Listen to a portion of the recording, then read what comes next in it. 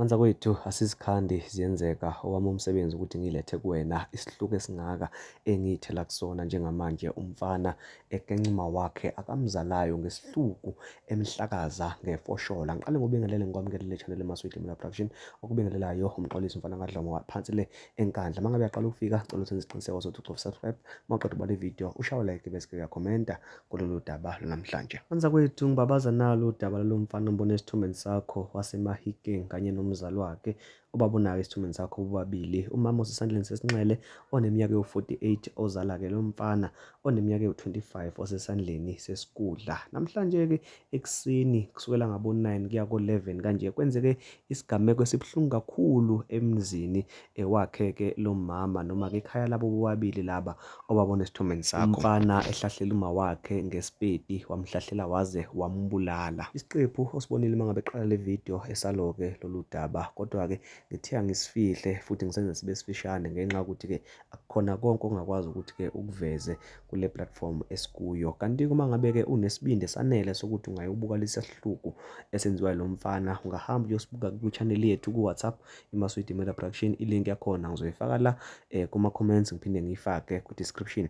Yobe usucofa ilink usuhamba-ke usuyoyibonela isihluku esenziwe lo mfana. Uma ngabe-ke sesibuyela kulo-ke lolu daba, amaphoyisa aseMahikeng abengakasi-update ukuthi-ke kahle kahle ngempela bekuyini isizathu, bekuyini imotive yokuthi-ke lo mfana enze isihluku esingaka kumama omzalayo bebabili egcekeni engekho umuntu-ke ongalekelela esho ukumgenca.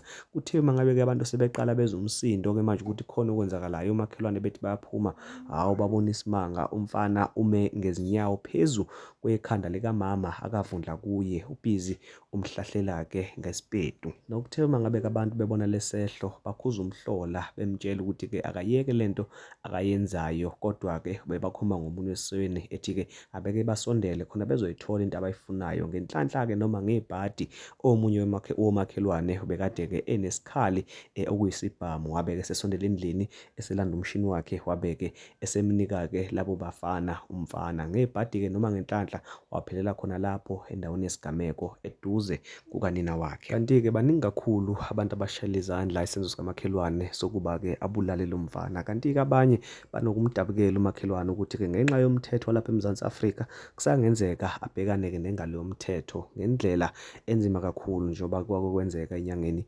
ezedlule ngesikhathi-ke iy'nsizwa zandawonye zibulala insizwa yakwabo ezayikade-ke ziyithole ibhizi izitikatika noma-ke ihlwengula umshana wayo. Lezo nsizwa nje indlela ezabulala ngayo umfowabo zambamba zambopha zase-ke zimbulala nya ngenduku waze wadlula emhlabeni. Amaphoyisa abuya-ke afike-ke ayithatha ayoyigcina etekisini. Bese ngakezwa-ke nokho ukuthi-ke yena umakhelwane lo oduboleke lo mfana ngabe amaphoyisa amthathile noma akamshiyile, ngoba phela bekungenzeka ukuthi-ke mhlampe isibhamu akasisebenzisile singokomthetho, kanti-ke futhi nendawo ebekade kuyona bimgunyaza ukuthi-ke asisebenzise. Ukuthi yini ngempela ebingenza umfana osemncane kangaka ukuthi abulale unina wakhe ngesihluku esingaka, unina akavundla kuye wamkhulisa waze waba yilo mfana osenamandla ukuthi-ke azaphakamise ngisho sona leso sipedu akabeke sembulale ngaso. Abantu abaningi-ke bebekade-ke besola iy'dakamizwa, nokho-ke abomthetho bebengakasho ukuthi-ke yini kahle kahle isizathu esenza ukuthi-ke lo mfana enze lesehlo. Nganza kwethu ividiyo uzoyithola-ke kwi-WhatsApp channel eMaSweet Media Production.